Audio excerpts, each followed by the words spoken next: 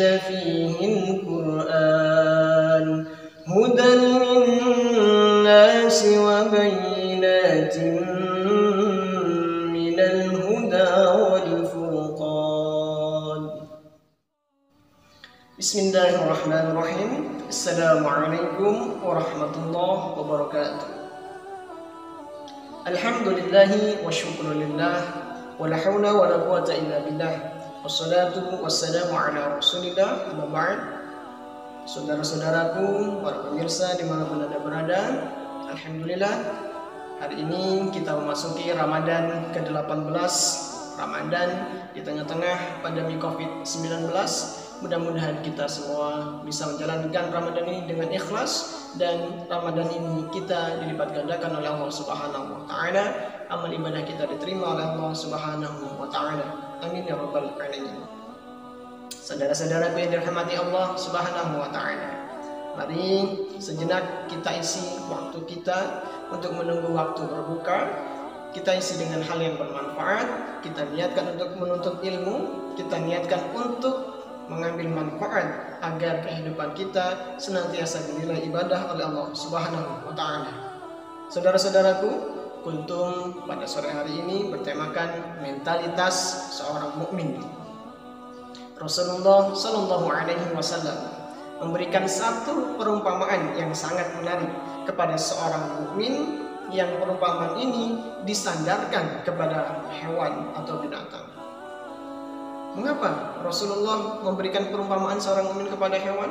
Dan hewan apakah tersebut? Kemudian apakah manfaat dari hewan tersebut? Hewan ini diabadikan di dalam Al-Quran, bahkan sampai dijadikan nama surat di dalam Al-Quran. Surat ini bernama An-Nahl, atau dalam bahasa Indonesia berarti lebah. Rasulullah memberikan perumpamaan seorang mukmin dengan seekor lebah, tentu tidak serta-merta memberikan perumpamaan tanpa sebab. Tentu ada manfaat di balik perumpamaan tersebut. Lantas apakah manfaatnya? Saudara-saudaraku yang dirahmati Allah Subhanahu wa taala, seekor lebah memiliki kehidupan yang sangat menarik dan bisa kita ambil pelajaran dari kehidupannya. Apa saja?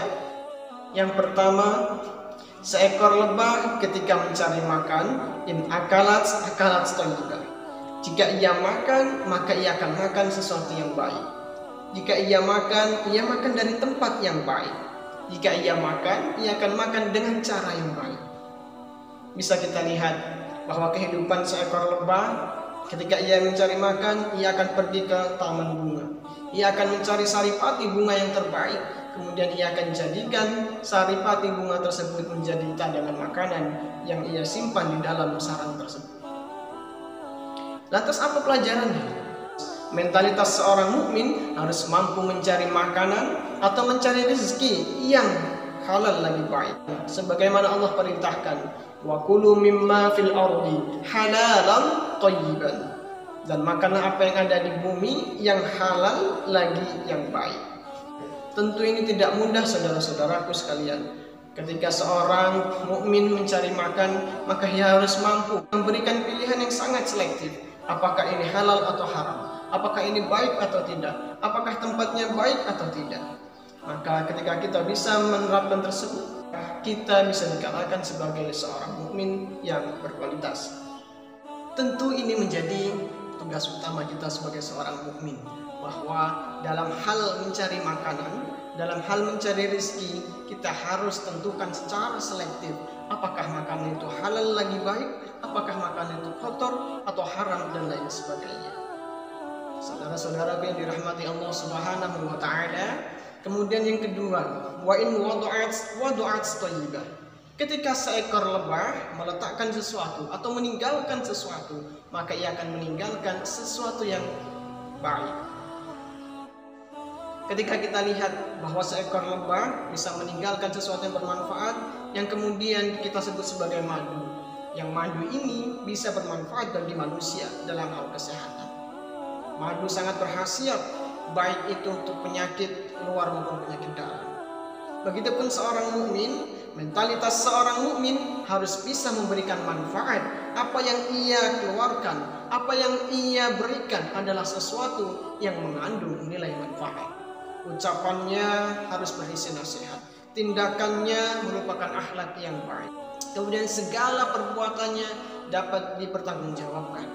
Ketika seorang mukmin memiliki ucapan yang kotor, maka mentalnya sebagai seorang mukmin belum berkualitas. Ketika seorang mukmin kemudian akhlaknya buruk, maka dia belum bisa dikatakan sebagai mukmin yang berkualitas. Maka mari kita perbaiki ucapan kita, mari kita perbaiki tingkah laku kita, sehingga mentalitas seorang mukmin benar-benar berkualitas, dan apa yang ada pada diri kita merupakan kebermanfaatan pada orang lain. Khairun nasi anfa'uhum linnas. Karena sebaik-baik manusia adalah yang bisa memberikan manfaat kepada manusia yang lain. Adapun yang ketiga, saudara-saudaraku sekalian, seekor lebah tidak akan pernah hidup sendirian. Ketika ia hidup bersama, kemudian tinggal di ranting pohon, atau hidup di dahan pohon, atau bahkan hidup di atap rumah, ia tidak pernah merusak atau bahkan merobohkan pohon atau rumah tersebut. Begitupun seorang mukmin, ketika ia hidup di dalam lingkungan maupun di suatu daerah, maka jangan sampai seorang mukmin merusak atau bahkan mengganggu hubungan harmonis dalam daerah tersebut. Mengapa? Karena hakikatnya seorang mukmin, mentalitas seorang mukmin harus bisa menebarkan prinsip rahmatan lil alamin, yakni rahmat bagi seluruh alam. Seorang mukmin harus bisa hidup di dalam lingkungan dengan hidup yang mempunyai prinsip rahmat bagi seluruh alam. Prinsipnya adalah menebar kebaikan. Prinsipnya adalah menjaga agar lingkungan tetap baik. Seperti seekor lebah yang hidupnya berkelompok, tetapi tidak pernah ia merusak suatu pohon, tidak pernah ia mematahkan dahan pohon. Maka seorang muslim atau seorang mukmin yang mentalnya berkualitas tidak boleh hidup dengan merusak lingkungan, hidup dengan merusak hubungan satu dengan yang lainnya. Maka kita jaga hubungan kita dengan sesama manusia dengan hubungan yang sangat harmonis, dan senantiasa menebarkan prinsip-prinsip rahmatan lil alamin. Saudara-saudaraku yang dirahmati Allah Subhanahu wa taala, beberapa perumpamaan tadi dapat kita simpulkan bahwa seorang mukmin harus bisa memiliki mentalitas seperti lebah. Ketika hidup senantiasa memberikan manfaat. Apa yang ia ambil dan apa yang ia berikan semuanya mengandung nilai manfaat. Maka seorang mukmin ketika hidup juga harus mampu memberikan sesuatu yang terbaik pada dirinya, bukan justru memberikan sesuatu yang menimbulkan kemudaratan bagi satu sama yang lain. Saudara-saudaraku yang dirahmati Allah Subhanahu wa taala, demikian kultum pada sore hari ini. Mudah-mudahan kita semua dapat mengambil ibrah atau pelajaran dan dapat kita manfaatkan dalam kehidupan sehari-hari, dan mudah-mudahan Allah Subhanahu wa taala senantiasa memberikan hidayah kepada kita, membimbing kita untuk terus menjadi muslim atau mukmin yang bertakwa kepada Allah Subhanahu wa taala.